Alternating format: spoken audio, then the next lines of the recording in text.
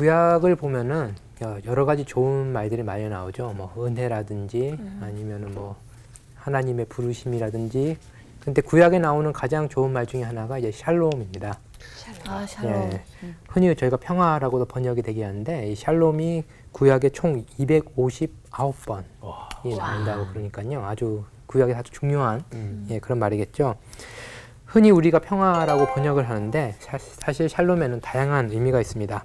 그래서 특히 이제 인사를 할 때 이제 많이 쓰이고 있고요. 그 시간이 없어서 찾아보진 않겠지만 사무엘하 25장 5절 6절을 보면은 샬롬 샬롬 샬롬 이렇게 계속 나옵니다. 이렇게 다양한 대상에 대해서 이렇게 인사로도 많이 쓰이는 단어입니다. 근데 샬롬 평화라는 뜻인데 제가 말씀드렸듯이 샬롬은 단지 평화로만 한정 지을 수 없이 풍부한 뜻이 있다라고 했는데 그 뜻을 잘 보기 위해서 그 동사형인 샬렘이 어떻게 쓰였나를 이제 구약 성경에서 보면요. 뭐 예를 들면은 열왕기상 7장을 보면은 성전 건축을 하잖아요. 네. 예, 그 성전 건축을 끝냈다, 완성했다. 그때도 샬렘. 예, 그러니까 뭐 모자란 거를 끝내다라는 거 뜻도 있고요. 그 다음에 출애굽기 21장 33절, 34절 보면은 뭐 공정하게 잘 조처하는 것. 예, 그것도 이제 샬렘이고, 그리고 이사야서 44장을 보면 예언이 성취됐다 할 때도 예, 이 단어가 쓰입니다. 그러니까 단순히 평화가 아니라 보시면은 어떤 균형이 잘 맞거나 아니면은 부족한 거나 불완전하던 것이 충만해지거나 완성될 때 이 단어가 쓰인다라는 것을 알 수 있겠죠. 이 샬롬이 깨지는 사건, 상징적으로 샬롬이 무너지는 사건이 창세기 3장에 나옵니다. 바로 저희가 재론할 때도 살펴봤지만 인간이 하나님께 불순종했을 때 하나님과의 관계도 깨지고 인간과 인간의 관계도 흐트러지고 또 인간과 자연과의 관계도 왜곡이 됐죠. 그러면 예수 그리스도의 사역은 뭐냐라고 했을 때 골로새서 1장 20절을 보면은 예수 그리스도의 사역을 샬롬을 회복 차원에서 설명을 하고 있습니다. 그래서 이 샬롬이라는 것이 그 우리의 죄성 아니면 역사의 어떤 왜곡된 그런 굴곡 때문에 흐트러져 있다면은 예수 그리스도는 하나님과 이 세상을 화해시키러 오신 분이고 그런 의미에서 다시 이제 샬롬을 회복시키시는 분이시다라고 할 수 있고, 이제는 예수 그리스도의 몸인 교회 그리고 교회에 속해 있는 우리가 샬롬을 위해 노력해야 되는 그런 중요한 역할을 맡았다라고 할 수가 있습니다. 근데 아까 처음 시작할 때 제가 용서 가지고 얘기한다 그랬는데 지금 샬롬을 가지고 그러네요. 얘기를 하고 있잖아요. 그러면은 저희가 처음에 있었던 그런 이게 샬롬이 아니라 죄로 인해서 깨졌고 그 이후에 회복되는 이제 샬롬을 저희가 지향하면서 그리고 또 그 노력하면서 살아가야 되잖아요. 그럼 어떻게 우리가 다시 샬롬을 이룰 것인가를 고민해봤을 때 제일 중요한 것 중에 하나가 용서가 아닐까. 용서를 해야 샬롬이. 라고 생각을 합니다. 그래서 용서가 무엇인가에 대해서 살펴보기 위해서 일단 그 2013년도에 12월에 한국에 개봉해서 아주 큰 흥행을 했던 한 뮤지컬 영화가 있습니다. 레미제라블이라는 영화가 있는데요. 유명하죠. 그 영화, 뮤지컬 영화와 그다음에 소설을 통해 가지고 용서의 의미를 먼저 살펴보고 그 이후에 조금 신학적인 이야기를 나누도록 하겠습니다.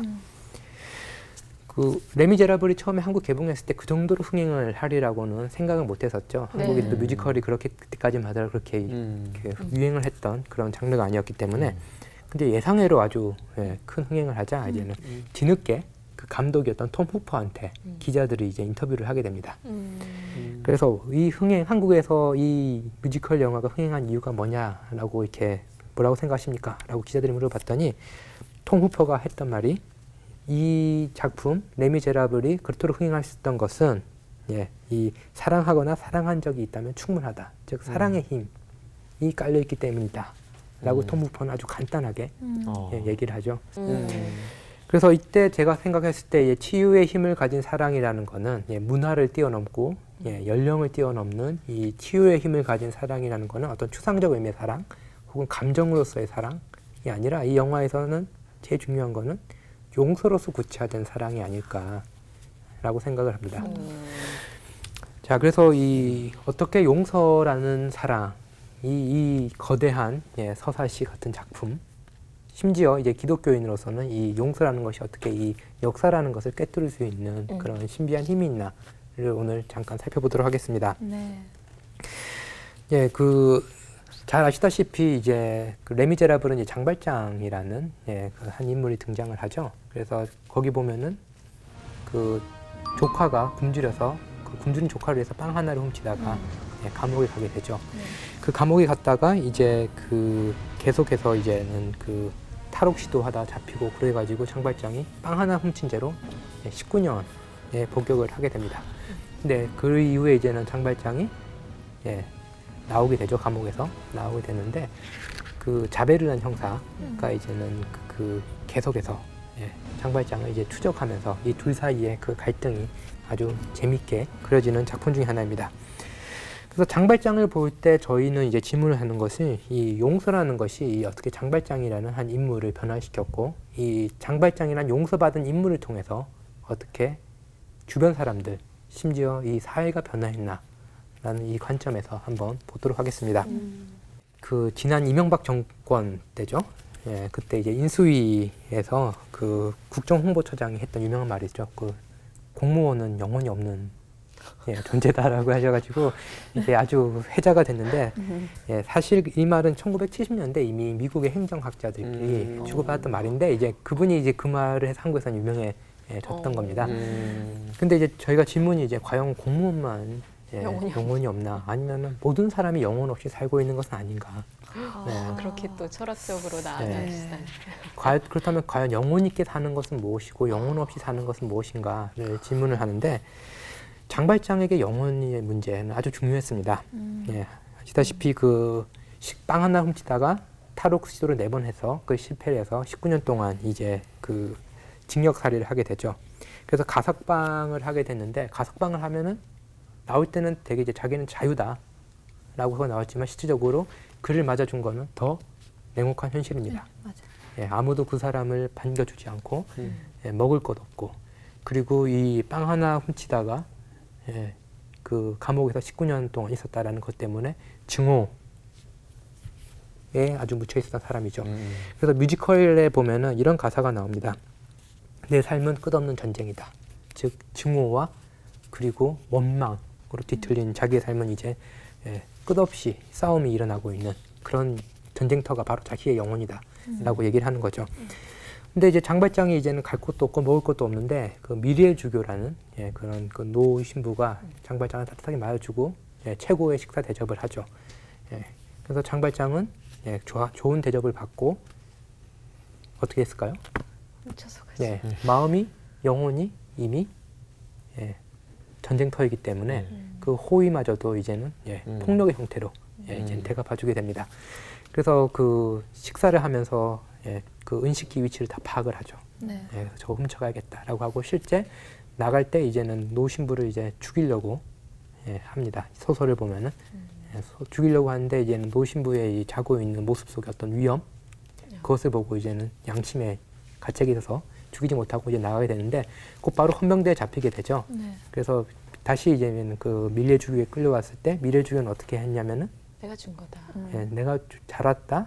왜 빨리 갔냐? 그러면서 이 은초 때는 내가 주려고 했는데 왜 안 가져갔냐? 그러면서 은초 때까지 주게 되죠. 그래서 헌병대가 이제 가게 되자 이제 그 미리엘 주교가 했던 말은 뭐냐면은 이제 당신의 영혼은 내가 샀소. 이 은을 가지고 샀소. 라고 하고 이제 하나님을 대신해서 이제는 그 미리엘 주교가 은식기와 은촛대를 가지고 당신의 영혼을 샀으니까 이제는 하나님을 위한 존재로 사십시오. 라고 얘기를 합니다. 이 사건이 아주 크죠. 아주 놀라운 용서입니다. 장발장은 용서를 받을 만한 자격이 없는 사람이고 용서를 구한 적도 없었고 다시 이제는 부자유한 상태로 돌아가게 되는데 미리엘 주교의 용서로 말미암아 이제 과거로부터 자기가 단절될 수 있는 사람이 되죠. 그래서 이전까지는 이제는 폭력과 증오가 이제는 자기를 움직이는 어떤 원동력이었다면은 이제는 장발장의 세계를 떠나서 이제 새로운 세계로 갈 그런 가능성을 받게 됩니다. 그래서 장발장은 자기 가석방 그 서류를 이제 찢어버리고 새로운 삶을 살게 되죠. 예, 그래서 소설이어가지고 이제 사업에 또 바로 성공을 합니다. 예, 사업에 성공을 하고 또 소설이어서 예, 그 막대한 부를 바탕으로 해서 또 시장이 되죠. 예, 그래서 그 정치적인 권력과 경제적인 부를 함께 가지고 그 도시를 아주 예, 가난한 자들이 예, 핍박받지 않고 물론 가난한 자들이 많이 있었던 그때 상황이지만 그래도 정의로운 예, 그 세상을 만드는 거죠. 그래서 여기서 보여주는 건 뭐냐면 용서라는 거는 내가 과거의 나로부터 단절되는 사건이자 또 동시에 뭐냐면은 나를 통해서 예, 주변 사회가 변화할 수 있는 다른 사람이 변화할 수 있는 세상이 변화할 수 있는 예, 그런 책임을 안고 사는 겁니다. 변할 수 있다라는 것이 중요한 것이 아니라 그런 책임감을 가지고 사는 것이 중요한 거죠. 그래서 이제 그 나왔던 게 뭐냐면은 예, 그 저희가 계속 생각하는 게 용서를 현실 가능성 여부를 가지고 많이 판단을 할 때가 있거든요. 용서하면 과연 이 사람이 뉘우칠 것이냐, 과연 용서가 가능할 것이냐라고 하는데 용서는 그것보다 더 중요한 게 뭐냐면 용서로 말미암아서 새로운 존재가 될 수 있는 기회가 주어질 수 있고 그리고 새로운 책임이 예, 주어질 수 있다는 그 사실 자체가 더 중요합니다. 예, 근데 이제 아무튼 가석방서를 찍고 이제 새로운 삶을 살고 장발장으로 말미암아 그 도시가 아주 예, 새로운 도시로 변했는데 자베르는 계속 이제는 그 장발장을 쫓아오게 되죠. 근데 누군가가 이제 장발장을 대신해서 예, 잡히게 됩니다. 예, 그 소식을 듣고 예, 장발장은 이제 내적으로 혼란이 예, 있게 되는 거죠. 왜냐하면은 자기로 말미암아 이제 다른 사람이 이제 부자유한 상태가 될 건데 아주 많은 고민을 하게 됩니다. 예, 그때 이제 장발장의 그 내면 모사가 아주 절묘하게 나오는데 그 부분에 이제 소설에 있는 부분을 예, 그 인영 씨가 한번 읽어주시겠어요? 네. 인간의 마음보다 더 무섭고 복잡하며 신비롭고도 무한한 곳은 찾을 수 없을 것이다.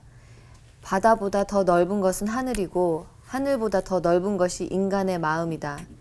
인간의 양심으로 지은 시는 비천한 한 인간의 것일지라도 모든 서사시를 모은 것보다 더 훌륭하고 이룩하기 어려운 것이 틀림이 없다. 네, 거기 아주 유명한 대사가 많이 나오죠. 바다보다 더 큰 것이 하늘이고 하늘보다 더 큰 것이 인간의 마음, 인간의 영혼이다라는 거죠.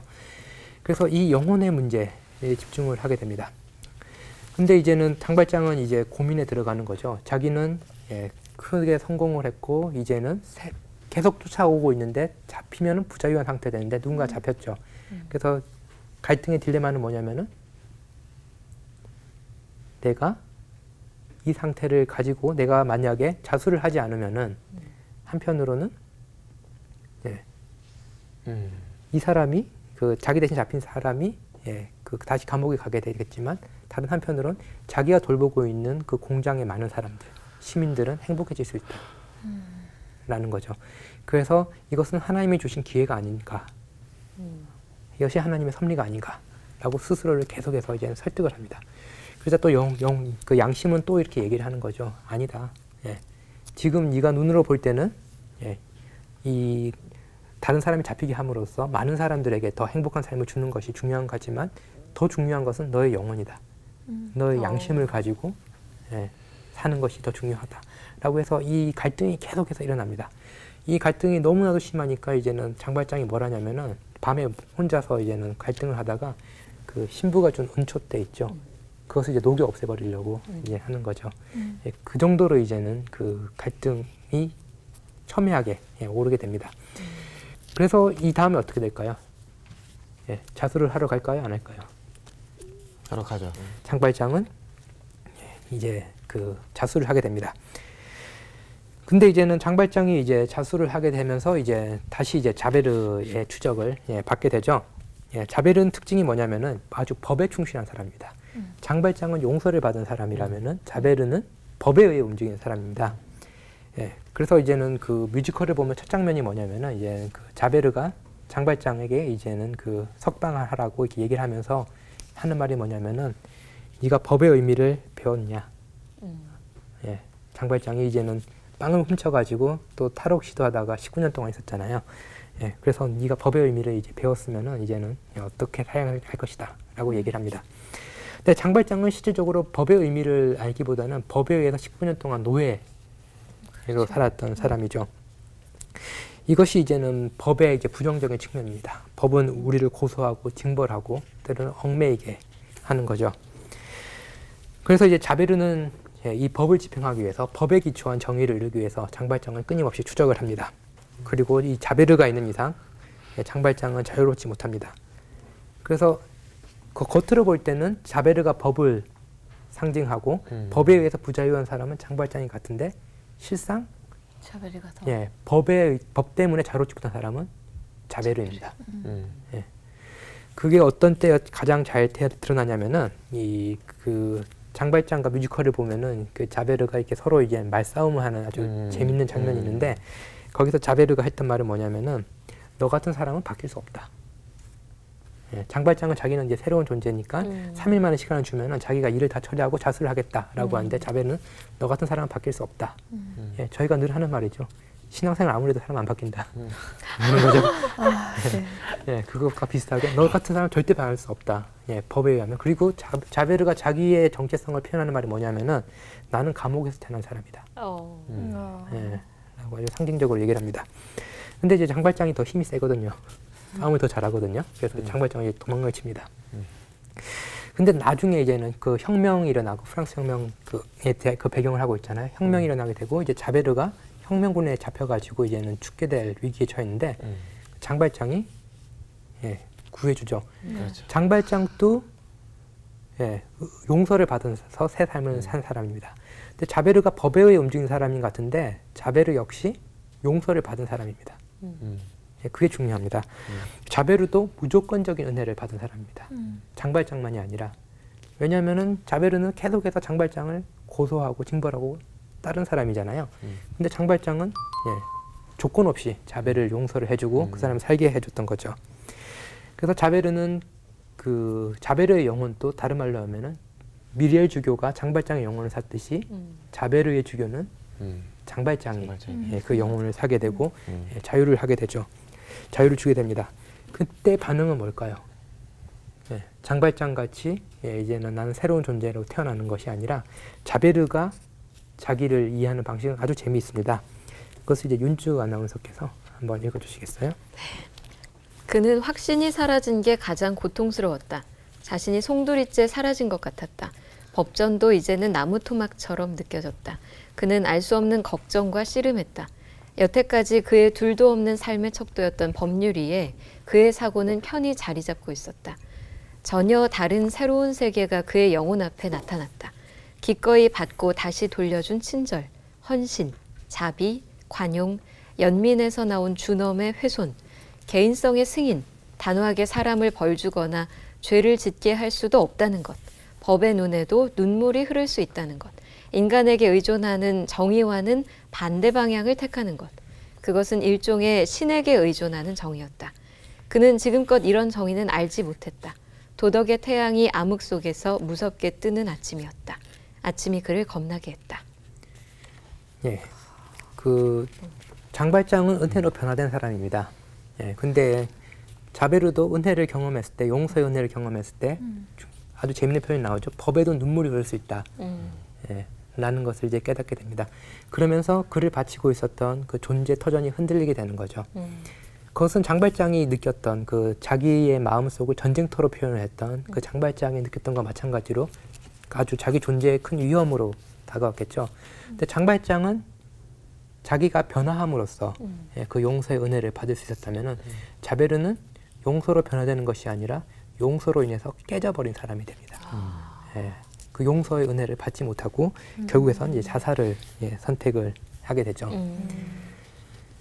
참 용서라는 것이 쉽지 않다라는 것을 이 두 인물이 보여주는데요. 저희가 신앙에 있어서 제일 무서운 것 중에 하나가 뭐냐면은 신앙이 우리는 흔히 율법주의라는 표현을 쓰죠. 저는 좀 더 포괄적으로 도덕주의라는 표현을 쓰겠습니다. 도덕주의로 흐르는 겁니다.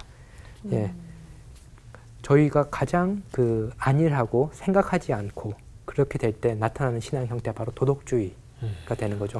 결점이 없는 착하게 삶이라고 얘기를 하게 됩니다. 그런데 기독교는 저희가 결점이 없기 때문에 예, 하나님의 사랑을 받는 게 아니라 용서를 받을 수 있는 존재라는 데 이제 더 중요하게 되어 있죠.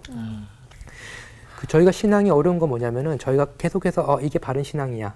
이게 우리가 생각하는 기독교의 모습이라고 하는데 복음서를 읽어보면 예수 그리스도가 저희가 생각하는 바른 신앙의 모습, 올바른 삶의 모습을 계속해서 흔들어 놓으신다는 데 예, 있죠. 그렇기 때문에 예수 그리스도를 따른다라는 것이 예, 단순히 도덕적인 매뉴얼을 따르는 것처럼 예, 그 딱딱 떨어지는 것이 아니죠. 그래서 한 예를 들어드리면은 그 제가 지난 시간 종말론 할 때 C.S. 루이스의 종말론을 잠깐 소개를 해드렸는데 그 종말론이 어디 나오냐면은 천국과 지옥의 이혼이라는 판타지가 있습니다. 그래서 지옥에 있는 사람들이 버스를 타고 하루 천국에 여행을 가는 예, 판타지인데 소설이죠. 그러니까 실제 천국 지옥이 아니라 소설로 사람들이 어떤 모습을 가지고 있나를 이제 천국 사는 사람, 지옥 사는 사람의 모습을 통해서 예, 재밌게 이제 보여주는 거죠. 그 중에 하나가 뭐냐면은 이제는 지옥에서 천국으로 온 사람들이 천국으로 올라갈 수 있는 기회가 한번 주어집니다. 근데 어떻게 하면? 대부분 네. 그것을 거절을 합니다. 오, 왜요? 왜요? 왜냐하면은 한 예를 들어드리면은 자기가 알고 있는 살인자가 있거든요. 예, 근데 살인자가 있는 천국에는 나는 못 들어가겠다.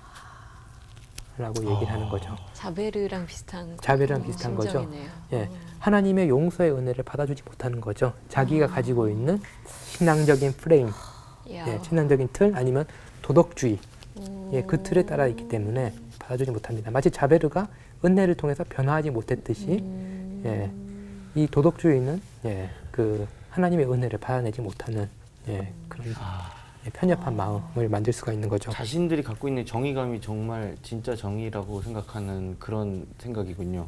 예. 그래서 장발장 같은 경우는 예, 그 죽기까지 예, 법의 노예였죠. 왜냐하면은 그 찢었잖아요, 자기 사면장을. 예, 그렇지만 이 영혼의 고귀함을 안 노예입니다.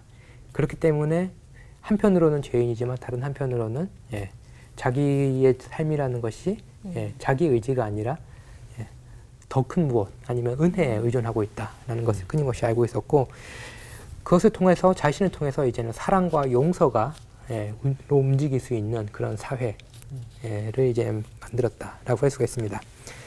그래서 이 소설을 썼던 이제 빅토르 위고가 했던 유명한 예, 말이 그 자기가 죽으면서 했던 유언인데요. 예, 뭐냐면은 신, 영혼, 책임감 이 세 가지만 있으면 충분하다. 적어도 내겐 충분했다. 예, 하나님, 우리에게 은혜를 주시는 분, 그리고 그 은혜를 통해 가지고 그 새로운 가치를 가지게 된 인간의 영혼, 그리고 새로 태어난 영혼이 가지게 되는 책임감. 이 세 가지만 있으면 충분하다. 라는 이 말을 했습니다. 그래서 흔히 레미제라블을 보면서 어떤 분들은 레미제라블이 프랑스 혁명을 배경으로 하고 있는데 그럼 프랑스 혁명 기본적으로 반기독교적인 혁명 아니냐. 실제로 프랑스 혁명이 일어났을 때 예, 교회를 바로 공격을 했던 거죠. 예. 근데 단순히 그렇게 볼 수 없는 게 레미제라블은 사랑, 특별히 이제 기독교의 핵심이라고 할 수 있는 이 용서의 은혜를 경험한 사람들의 이야기를 이 혁명이라는 역사적 배경을 통해서 풀어낸 작품이라고 할 수 있습니다. 그래서 유진 피터슨이라는 그 영성학자는 그래서 교회와 혁명은 상당히 비슷하다. 라는 이야기도 합니다. 혁명이라면 제가 생각할 때는 뭔가 피가 이게 난무할 것 같고 폭력이 있을 것 같은데, 예, 그 어떤 의미에서 혁명과 교회가 유사하냐면은 예, 우리가 가지고 있었던 기본 생각들을 뒤집어 보는 거죠. 우리 생각할 때는 이것이 옳다, 이것이 그러다라고 하는데 교회는 그것이 아니라 하나님의 정의, 예, 하나님의 은혜의 관점에서 예, 보기 때문에 저희가 가지고 있었던 모든 것을 예, 안과 밖을 뒤엎고 예, 위와 아래를 예, 뒤엎는 예, 그런 특징이 있습니다. 그 다음에 또 혁명과 교회의 공통점은 뭐냐면은 예, 더 밝은 무엇을 갈망하게 만드는 거죠. 예, 그것을 약속을 합니다. 물론 이제 혁명은 예, 그게 실패로 갈 수도 있지만 예, 교회와 공통점이 있다면은 예, 현실에 안주하지 않고 그보다 더 밝은 미래를 꿈꾸게 하고 그것을 위해서 예, 나아가게 한다는 데 있죠. 그리고 세 번째 공통점이 아주 중요한데요. 그건 뭐냐면은 멍석이 잘 깔아나 사는 게 아닙니다. 네. 혁명은 뭐냐면은 억압과 부정의가 있는 곳에서 자유를 와 정의를 부르짖는 거죠. 마찬가지로 교회도 다 다 의로운 사람이고 모든 게 이제는 다 선하기 때문에 교회 선포가 이루어지는 게 아니라 교회의 선포가 이루어진 장소도 마찬가지로 예, 부정의하고 용서받을 사람들이 많고 치유받아야 될 사람들이 많고 예, 그리고 평화가 필요한 곳 네. 그곳에서 외치는 예, 그 무엇이 바로 교회가 됩니다. 그래서 이 혁명이라는 것과 이 교회라는 것이 상당히 유사성이 있고 그런 의미에서 레미제라블은 저희가 용서가 무엇인지 생각하는데 아주 중요한 예, 그런 텍스트가 됩니다. 그래서 왜 용서가 중요하냐라고 질문을 했는데요. 예, 저희가 흔히 착각하는 게 뭐냐면은 용서와 양해를 양해. 착각을 합니다. 용서는 영어로 forgive죠. 네. 양해는 양해는 excuse. 아, 예, 그 앞에 누가 맡고 있으면 excuse me 하잖아요. 네. 그럼 비켜주잖아요. 왜냐하면 내가 지나가야 된다라는 이유가 있잖아요. 양해와 용서의 차이는 뭐냐면은 양해는 이유가 있어. 이유가 있는 겁니다. 그래서 이 사람이 잘못한 것에 대해서 합당한 이유가 있거나 설명할 수 있으면 거기를 이제 인정을 해주는 거죠. 그래서 영어 사전을 보면은 이제는 용서와 양해, forgive와 excuse가 동의어로 되어 있는데 신학적으로는 거의 반대어에 가까운 거죠. 예, 이유가 있어가지고 잘못을 그냥 넘어가는 것이 양해라면은 이유가 없음에도 불구하고 전적으로 주는 것. 전적으로 주는 게 선물이잖아요. 예. 선물이 영어로 gift잖아요. 그게 gift가 grace랑 어원이 같잖아요. 은혜와. 아 그래요? 예. 예, 그래서 용서는 은혜입니다. 예, 그래서 용서는 다른 말로 하면은 내가 나를 변호할 것이 아무것도 없는데 내세울 것이 아무것도 없는데 이제 당신에게 다 맡기겠다라는 거죠. 피해자에게. 그래서 이제는 예, 내가 새 삶이 시작하든 안 하든 당신의 결정에 있습니다. 라고 인정하는 것이 바로 용서가 되는 겁니다. 마치 장발장이 예, 미리엘 신부에게 할 말이 아무것도 없잖아요. 호의를 줬는데 그것을 예, 은식기를 훔쳐갔잖아요. 자기 설명할 길이 아무것도 없잖아요. 그때 묻지도 않고 그냥 바로 이것도 가져가세요. 은축대도 가져가세요. 라고 하고 대신에 나는 당신의 영혼을 샀습니다. 그러니까 더 이상 증오와 폭력의 노예로 살지 말고 하나님을 위해 사십시오. 라고 이제 얘기를 하는 거죠. 그래서 용서를 받은 죄인이라고 저희가 늘 얘기를 하잖아요. 교회에서. 그래서 용서받은 죄인이란 말은 갈라디아서 2장 20절에 나와 있는 이제는 내가 사는 것이 아니요 오직 내 안에 그리스도께서 사시는 것이라는 것의 또 다른 표현이기도 합니다. 예, 이전까지는 내가 내 삶을 스스로 설명하고 내 삶을 만들어 가려고 그랬다면은 예, 용서받은 죄인이라는 거는 이제는 내가 아니라 내 삶의 중심축이 예, 밖으로 예, 하나님께로 갔다라고 할 수가 있습니다. 용서가 어떤 사랑 그 전에 더 끈끈한 그 무엇인가를 만드는 그 우리 죄를 용서하시고 우리가 거기에 이제 구속되는 우리도 삶에서 누군가를 용서하면 이제 그 안에서 이제 그 사랑이 시작될 수 있는 굉장히 어떤 되게 중요한 베이스가 되는 느낌을 좀 받아요. 예, 방금 좋은 구절을 하셨는데 마태복음 6장 12절을 보시면은 그 주기도문이죠. 우리가 우리에게 죄 지은 자를 사하여 준 것 같이 우리 죄를 사하여 주옵시고 이걸 보면은 우리의 용서가 하나님의 용서의 전제 조건인 네. 것처럼 나오잖아요. 네, 네. 예, 그렇기 때문에 이제 기독교인들이 아주 힘들어합니다. 예, 힘들어하는데, 예, 근데 이 구절을 잘못 해석할 때는 뭐냐면은 용서를 예, 기독교인이라면은 무조건적으로 우리가 해야 될 의무로 단순화시켜서 해석을 하게 됐죠. 예, 근데 용서를 우리가 기독교인은 반드시 해야 될 의무라고 생각하는 거는 제가 볼 때는 기독교에서 가장 무서운 율법주의입니다. 그럼. 네, 그래서 영화 밀양을 보시면은 지난번에도 했지만 그 용서하라고 계속 권해가지고 실제 네. 용서하러 갔는데 그 쉬운 일이 아니잖아요. 시험에 네, 그래서 착각을 하는 게 용서는 예를 들면 기독교인이기 때문에 당신이 나를 용서해야 된다라고 주장할 수 있는 권리도 아니고 내가 기독교인이기 때문에 당신을 용서해야 된다라는 의무가 있는 것도 아닙니다. 네, 용서는 그리스도인이 용서하지 않으면 왠지 죄 짓는 것 같고 하나님께서 원하시는 일이 아닐 거라는 생각이 저는 좀 들거든요. 네, 그 용서가 되기 위해서는 예, 단순히 의무로서 용서를 하면 중요하죠. 그리고 그리스도도 용서를 하라고 이제 명령형으로 말씀하셨고, 근데 그 용서하지 않는 자유가 없다면 용서는 의미가 없어집니다. 용서. 하는 용서하지 않는 자유가 없다는. 용서하지 않는 자유. 그렇기 때문에 용서가 더 힘들어지는 거죠. 그렇기 때문에 예를 들어 아까 말씀드렸던 우리 죄를 사하여 준 같이 우리 죄를 사하여 주옵시고라는 이 구절을 어떻게 해석을 할까? 학자들마다 정말 다양한 해석이 있는데 제가 본 해석들 중에 여러분이 그 해석을 하긴 했는데 가장 저에게 설득력 있는 해석 중에 하나는 뭐냐면은 우리가 용서를 받을 수 있는 마음의 그런 기관과 용서를 할 수 있는 마음의 기관이 하나라는 겁니다. 다른 사람을 용서할 수 없을 정도로 마음이 굳은 사람은 하나님의 용서도 받을 수 없을 정도로 마음이 굳어있는 사람이라는 거죠. 그게 자베르의 예가 되는 거죠. 예. 그러니까 장발장을 용서할 수 없는 사람이기 때문에 자기가 용서라는 은혜를 받았을 때 그 은혜를 버티지를 못하는 거죠. 설명 못하는 거죠. 그래서 다른 사람을 용서할 수 있는 사람, 다른 말로 하면은 그 정도로 이제 마음이 겸손해지고 유연해진 사람이 용서의 은혜를 공로의 은혜로 아니라 선물로서 받아들이고 그 은혜를 통해서 자기가 이제 변화할 정도로 유연해질 수 있는 사람이라는 거죠. 그렇기 때문에 제가 말씀드렸던 것이 이제는 용서할 수 있는 자유가 중요하다. 용서하지 않을 수 있는 자유도 중요하다라고 얘기했습니다. 진정한 용서가 그거라는 거죠. 그러니까 용서해야 된다는 의무감에 의한 용서나 율법적인 용서는 그 용서로서의 의미가 사라지거나 오히려 문제가 될 수 있는.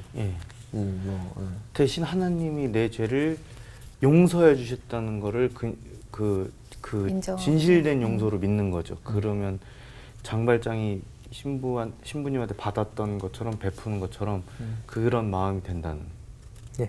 그래서 골로새서 3장 13절에는 아주 중요한 말씀이 나옵니다. 피차 용서하되 어떻게 주께서 너희를 용서하신 것 같이 너희도 그리하고 라고 했습니다. 여기서는 이제는 뭐냐면 조건이 주께서 우리를 용서했듯이 너희도 하라라는 거죠. 그렇지만 주께서 우리를 용서했듯이 우리가 다른 사람 용서하는 게 쉬운 일은 아닙니다. 하나님께서 우리를 용서하기 위해서 치르셨던 그 값이 컸듯이 우리도 서로 용서를 한다라는 것은 아주 어려운 길이죠. 그렇죠. 다른 말로 하면 용서를 받고 용서를 한다라는 거는 이때까지 내 삶을 바치고 있던 그런 터전들, 나의 가치 판단, 나의 정체성 이런 것들을 이제 포기하는 새로운 길로 들어간다라는 겁니다. 그래서 그것은 모험이고 그것은 고통이고 또 그것은 이제 신비이기도 하는 거죠. 그래서 용서는 한마디로 해서 위험한 행동입니다. 다른 말로 하면 자기 자신을 이제 죽이는 행동이 되죠. 용서를 한다 그래서 예를 들어 가지고 제가 피해자잖아요. 용서를 한다 그래서 제가 입었던 그 피해에 대한 기억이 사라지는 건 아닙니다. 그쵸. 그 기억은 가지고 자기가 살아가는 거죠. 단 그 기억의 노예가 되지 않겠다라는 그 말이고요. 또 제가 용서한다 그래서 가해자가 뉘우치거나 변한다는 또 보장도 없습니다. 맞아요. 변해주면 좋지만 장발장 같이 그렇지 않을 확률이 더 크죠. 얘는 물러 빠졌어 라고 하면서 얘는 더 할 수가 있고, 세 번째로 더 큰 문제는 뭐냐면은 자신의 용서가 악하게 쓰일 때가 있습니다. 그 살인범을 용서했는데 그 살인범이 다른 사람을 또 죽인다든지. 그것까지도 감안하고 용서를 해야 되는 건가요? 이제는 그것을 감안한다기보다는 그것이 이제는 자기의 책임감으로 이제 느껴지는 것, 그것과 함께도 할 수 있는 것이 이제 용서라는 거죠. 그래서 저희는 용서라는 것을 마치 저희가 하나님의 용서처럼 한 번에 끝나는 걸 생각하는데, 용서라는 것은 자기가 이때까지 가보지 않았던 삶의 길로 새롭게 들어간다 라는 것을 의미합니다. 책임감. 그래서 용서는 이전과는 전혀 다른 삶, 그 눈에는 눈, 이에는 이, 잘한 사람에게는 잘한 것, 못한 사람에게 못한 것을 주는 세상이 아니라 이전과는 전혀 다른 질서 속으로 들어갈 수 있는 용기가 필요한 행위입니다. 그래서 피터 셰퍼라는 영국의 극작가가 쓴 이제 연극 고곤의 선물이라는 그 작품 속에 용서가 얼마나 힘든지에 대해 잘 묘사한 게 있는데요. 어떻게 설명했냐면은 그 용서라는 것은 이 옆구리를 파고드는 이 뾰족한 창을 우리 스스로 뽑아버려야 한다는 거. 그렇지만 그것도 아주 조심스럽게 뽑아버려야 되는데, 뽑다가 내 창자까지 딸려 나오게 해서는 안 되는 것. 그 어떤 피해를 입었다라는 거, 폭력을 당했다는 것은 마치 이 창이 우리의 몸에 들어와 있듯이 계속해서 큰 상처를 남깁니다. 용서한다는 것은 이제는 그것을 빼고 이 창을 안고 살 수는 없잖아요. 그렇지만 이제 상처는 계속 가지고 살고 있겠죠. 요즘에 그것을 빼는 건데 뺄 때 조심스럽게, 아주 조심스럽게 내 창자를 빼지 않게, 나의 삶을 파괴하지 않게 하는 것이다 라고 얘기합니다. 어렵다. 예, 근데 아주 중요한 사실 중에 하나는 뭐냐면 부활한 그리스도는 상처를 그대로 가지고 계신 그리스도입니다. 상처가 없어진 그리스도가 아니라 옆구리의 상처와 못자국을 가지고 부활하신 그리스도이죠.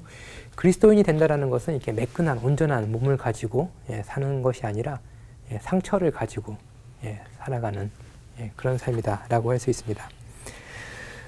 하나님께서 이제 예수님께서 이렇게 용서가 중요하다라고 얘기한 거는 그 결코 저에게 그 시기 때문에 그것을 하라고 그런 것이 아닙니다. 하지만 용서라는 건 뭐냐면은 이 죄와 폭력과 복수와 증오와 고통이 지배하는 세상 속에 또 다른 사랑의 질서, 은혜의 가능성을 보게 하는 그 어떤 밝은 창과 같기 때문에 그것이 필요한 거죠. 그렇기 때문에 그 하나님께서 악을 다루시는 방식은 악을 징벌적으로 처벌하시는 것이 아니라 이 용서의 질서, 서로를 이제 저희 완벽하게 용서를 하지 못하고 그리고 그것이 고통스럽지만 그 길을 걸어 나가라는 것이 이제는 바로 이제 하나님이고, 예수 그리스도가 말한 이 제자도의 길이라는 것도 다른 한편으로 뭐냐면 서로 용서하며 사는 삶이라는 거죠. 그리스도인을 산다라는 것은 싸움이 없는 것. 다른 말로 하면은 교회에서도 그런 거 있잖아요. 잘못한 거 있으면 권사님들 덮어둬 뭐 이렇게 용서해줘라고 하는데 그게 아니라 그 환부를 보고 그럼에도 불구하고 이 상처의 노예가 되지 않는 그 길을 걸어가는 것, 그것이 바로 이제 제자도의 삶이다라고 예수 그리스도께서 이야기를 하고 계십니다. 그래서 특히 지금 전 세계적으로 테러라든지 이런 그 폭력과 전쟁이 아주 창궐하고 있는데 정말로 이 예수 그리스도께서 서로 용서하라 라고 말씀하셨던 것이 그리스도인의 삶에 어떤 의미로 다가올지 조금 더 진지하게 생각을 하면서 살아가면 좋을 것 같습니다. 오늘 준비한 강의 여기까지입니다.